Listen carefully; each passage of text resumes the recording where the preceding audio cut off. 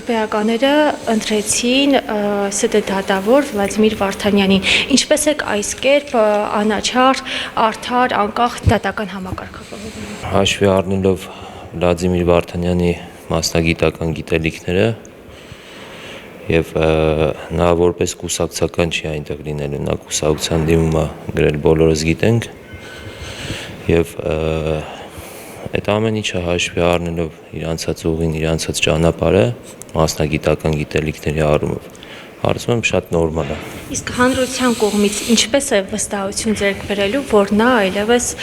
ձեր թիմի անդամ չէ, ձեր խմբակցության անդամ չէ։ Ինչպես է հանրությունը վստահելու Վլադիմիր Վարդանյանին, որ նա այլևս իշխանության,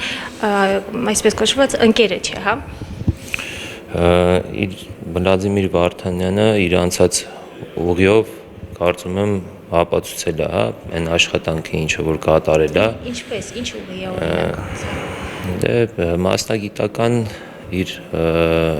կարողությունները, ինչը որ ինքը ներադրել, հա, օրենսդրության թե ամեն ինչի մեջ նախկինում ինքը իր անցած ուղին ներկայացրեց, ինչ ճանապարհ է անցել, այդ ամենը կարծում եմ նորմալ ժողովուրդը կգնահատի եւ վստահություն է, ինչը որ ինքը ձեռք է բերել տարիների ընթացքում իր աշխատանքով, կարծում եմ շատ նորմալ է,